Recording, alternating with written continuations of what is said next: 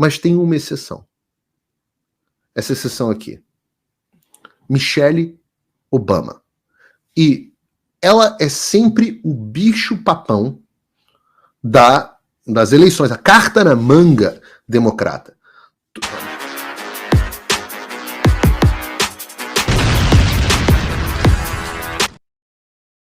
Opa, eu sei que você não aguenta mais ouvir, eu pedi para você fazer o triplo C, curtir, comentar e compartilhar, mas eu peço porque 4 entre cada 10 pessoas sequer estão inscritas no canal e a maioria não ativa as notificações e nem curte o vídeo e isso prejudica o nosso algoritmo. Então ajuda a gente aí. Obrigadão. O estúdio está com a cara nova, um formato novo, a gente está melhorando, ainda não é o formato final, mas estamos fazendo uns testes, as coisas estão melhorando e ficando cada vez mais profissionais.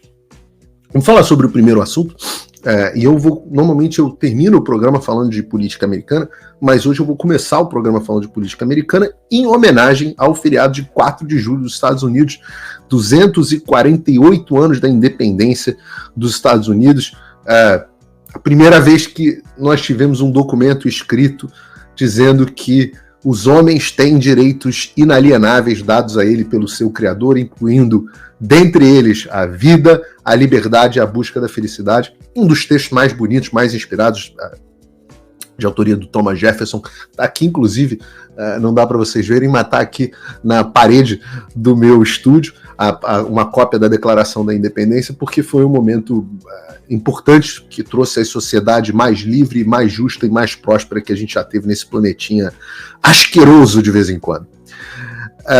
Então, por conta da independência, eu acho que a gente tem que falar sobre a grande discussão, né? Será que nos 250 anos da independência dos Estados Unidos a gente vai ter Donald Trump ou Joe Biden na presidência? Ou melhor, será que o Joe Biden vai ser candidato? E eu confesso a vocês que uma grande discussão que eu gosto de ver é essa que a gente está vendo aqui na tela. Por quê? Porque ontem o The New York Times, aquele jornal que o Guga Noblar gosta de dizer que lê, que está com o New York Times, etc. O New York Times publicou uma reportagem dizendo que as pessoas da administração Biden internamente estavam dizendo que o Biden estava cogitando sair da disputa. Vocês lembram do programa de terça-feira, onde eu falei que eles tinham se reunido, dito que ficariam na disputa, e ontem ficou todo mundo apavorado. Será que o Biden vai sair da disputa? Essa foi a grande discussão que as pessoas passaram a ter. O New York Times publicou isso. Imediatamente depois da resposta do New York Times, a Casa Branca ficou da vida, possessa, e falou: isso é absolutamente falso, flagrantemente falso. Se o New York Times tivesse dado pra gente pelo menos 7 minutos, pra gente mais do que 7 minutos, a gente teria respondido na cara deles que esses relatos são absolutamente falsos. O Joe Biden não pretende, não tem a menor chance de sair da disputa.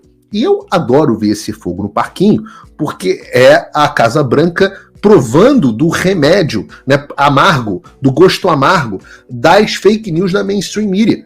Pela primeira vez, vocês lembram que durante o governo Trump era o tempo inteiro como era no governo Bolsonaro? Lembra da mentirosa da Thaís Oyama? Todo dia que eu tinha que ir lá no programa ouvir as mentiras dela, que supostamente coisas que teriam acontecido no governo Bolsonaro e eu tinha que desmentir. Isso está acontecendo agora dentro da administração Biden. Pela primeira vez, o que está acontecendo? O fogo no parquinho. E depois disso, de fato, o Biden se posicionou, a família se posicionou, eles disseram muito claramente que o Biden vai ser candidato. Mas a gente não pode fingir que não temos a mídia e vários doadores importantes do Partido Democrata. Ontem deles, um dos maiores doadores de Hollywood, eu esqueci o nome dele agora, estava dizendo: olha, nós estamos conversando com os doadores para ver se a gente consegue retirar o fluxo financeiro da administração Biden, da campanha Biden, para que ele desista da disputa. Esse racha é a melhor coisa que pode acontecer para o mundo. Sempre que a gente assistir a esquerda brigando entre si, esse é o momento de alegria. Com a expansão da direita, enquanto isso a direita vencendo na Europa, vencendo na França, vencendo em Portugal, nós estamos vendo uma expansão, né, dessa onda antissistema. Enquanto isso, o sistema está brigando entre si. E nós temos algumas considerações para fazer a esse respeito. Porque os democratas tem um problema. Ontem saiu uma pesquisa da Reuters, e eu vou fazer algumas ressalvas sobre essa pesquisa, mas mostrando que o Trump venceria praticamente todas as alternativas dos democratas. O Trump venceria a Kamala Harris por 1 ponto de vantagem, 43-42. O Trump venceria o governador do Illinois, J.B. Pritzker. Tem também a Gretchen Whitmer, que é mulher. O Trump também venceria ela. O Pritzker, Trump venceria por 40-34, ou seja, mais vantagem. Trump-Biden, 40-40 nessa pesquisa. E essa é a ressalva que a gente vai fazer. Trump versus o J.B. Pritzker, 34 ele, 40 Trump. Gretchen Whitmer, Trump versus Gretchen Whitmer, 36 dos 40. Trump versus Andy Beshear, 36 do Andy Beshear, 40 do Trump. Trump versus Kamala Harris, 42 para Kamala Harris, 43 para o Trump. Todos os candidatos perdem para o Trump e estão numa situação mais desfavorável do que estaria o Biden. Veja, eu tenho que fazer algumas ressalvas antes da gente seguir adiante falando dessa pesquisa. A primeira delas é que, essa pesquisa é a pesquisa mais favorável, essa pesquisa da Reuters é a pesquisa mais favorável que a gente tem para o Biden. Nos outros números, a gente viu aqui, tem Trump até com mais 10. Na pesquisa da Atlas Intel que a gente mostrou na sexta-feira, na terça-feira, o Trump estava com mais 6. Essas pesquisas, especificamente da Reuters, que comparou o Trump com outros candidatos, mostram que o Trump estaria empatado com o Biden, o que me traz a segunda ressalva, e eu já falei sobre isso e eu tenho que enfatizar aqui. Esses números são para a eleição nacional. A eleição americana não é feita da mesma forma que a eleição brasileira, que é uma grande eleição nacional. São feitas 50 eleições por todo o país, em cada um dos estados, o famigerado colégio eleitoral. A estimativa é que, para que os democratas vençam no sistema do colégio eleitoral, uma vez que os votos deles são concentrados em grandes capitais, em grandes cidades, eles precisam ter alguma coisa como 4 pontos percentuais de vantagem. O Trump foi eleito em 2016, mesmo perdendo da Hillary por pouco mais de 3 pontos. Eles precisam de pelo menos 4. O Biden teve 7, se eu não me engano, a mais em 2020. Então, uma pesquisa 40-40, se essa pesquisa, mesmo essa sendo a pesquisa mais favorável para o Biden, o que eu quero dizer é que uma pesquisa 40-40 dá a vitória, dá a presidência, muito provavelmente ao Donald Trump. Essa é a primeira ressalva. Mas tem uma exceção. Uma exceção. Em todos esses casos, todas essas pesquisas, mesmo essa favorável da Reuters, o Trump seria presidente contra o Biden, o Trump daria uma lavada nos outros candidatos, na prática, no colégio eleitoral, mas tem uma exceção. Essa exceção aqui. Michelle Obama. E ela é sempre o bicho-papão das eleições, a carta na manga democrata. A Michelle Obama, ou Michael Obama, é a ex-primeira-dama, esposa do Barack Obama. Eu brinco de chamar de Michael Obama porque tem muitos rumores na internet, e eu considero esses rumores muito provavelmente falsos, mas há vários rumores de que ela, na verdade, seria trans, né? Seria um amigo que aparece em fotos com o Obama antigo, que se chamava Michael. E ela é uma mulher muito grande, né? É muito forte, e tem poucas fotos dela jovem, então as pessoas partem para esses rumores. Hoje em dia é muito difícil você saber o que é mentira e o que é verdade na internet, mas eu acho que a piada, pelo menos, é engraçada. Pois bem, seja Michelle ou seja Michael, ou Michelle, nós temos essa mesma pesquisa da Reuters mostrou que ela seria a candidata imbatível. Michelle teria, nessa pesquisa da Reuters, 50% dos votos e o Trump teria 39%.